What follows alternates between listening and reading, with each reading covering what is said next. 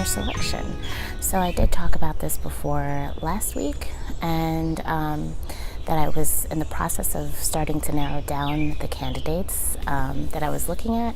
But finally I met up with a couple of friends, 3 of my good friends, and we went to a restaurant, we sat down, and we started looking over the profiles together. So basically everyone sort of took a turn and read one of the profiles, and then we would critique the donor and decide like if it was a good fit for me, and if that donor just had the qualities that I was looking for.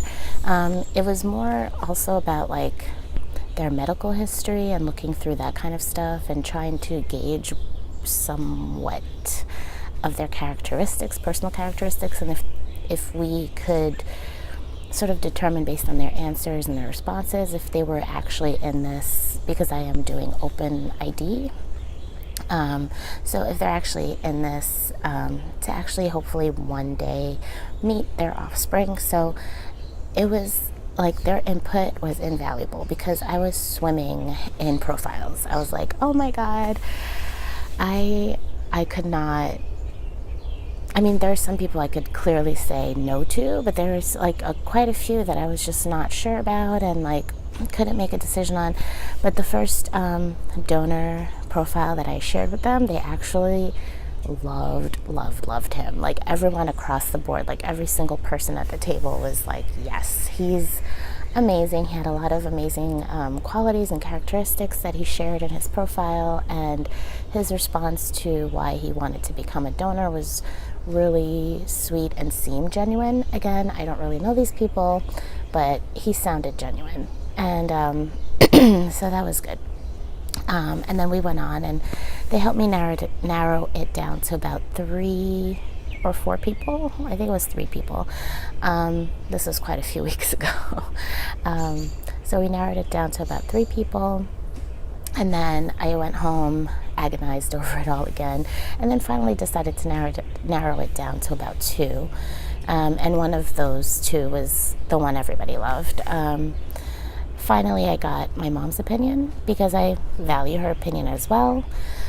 And again, she's someone who obviously really knows me very well. Excuse me, I'm still coughing. I think it's allergies this time. I'm not really sick again. It's just my allergies going on and on. But anyway, so I apologize for coughing. So yeah, my mom, she read over the 2 final candidates and she liked them both. And she was like, you know what?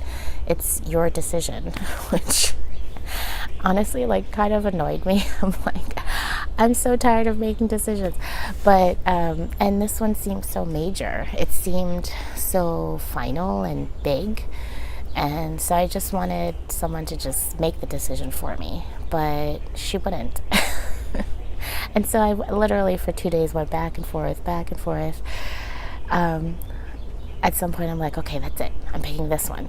And then I'd look over the other profile and I'd be like, well, but this one sounds good too. So the biggest difference for me was that one person was really more like artistic and like intelligent, but more like artistic and into animals. And then the other person was very like super smart, very analytical in a science field. So just a little bit less, it seemed like his personality on his audio video sounded good, and he actually made me laugh and we had some stuff in common, but he just seemed a little bit more like rigid, whereas the other person seemed a little bit more open and like just more artistic.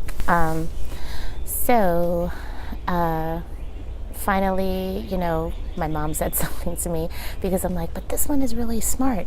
And she's like, sometimes there's more to just intelligence. There has to be someone who is loving, and you want someone who's open and loving. And I was like, okay, I guess she's leading me towards this path. And again, everybody hands down like really loved what this particular donor had to say and what his profile said and everything like that. So I'm not going to divulge any information beyond that, just because of privacy, my privacy and the donor's privacy and my child's privacy. I think I'm going to make a video about this later on, because I'm thinking about, at first I thought, okay, I'm going to chronicle like my journey now and beyond, like eventually, hopefully giving birth and like chronicling that journey, because my channel is called Single Mother by Choice, so that encompasses a lot of things, right?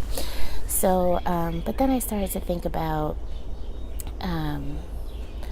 how that might impact my child's life, because they don't, I don't know, they won't really have a choice about when they're young. They don't really have a voice or a choice in what I'm deciding to put out there. And I don't want anything that I put out to sort of like embarrass them or make them feel like, it wasn't cool with them. So I'm thinking, I don't know. Anyway, that's for another day. Right now it's about my donor selection. So I have made selection.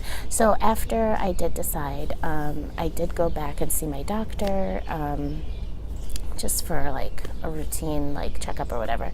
And he asked me if I'd selected someone, and then he told me like to go ahead if I had decided to order the sperm.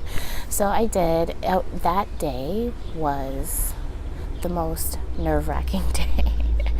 Because I was actually shaking. So I was on a computer. I went onto the website and like I was entering all my information and like where it was supposed to go, blah blah blah, and I was ready to hit purchase, and I just was shaking. I'm like, oh my god, this is so much more real. Like, this is no longer like something I'm just talking about doing. It's something that I'm actively going to do.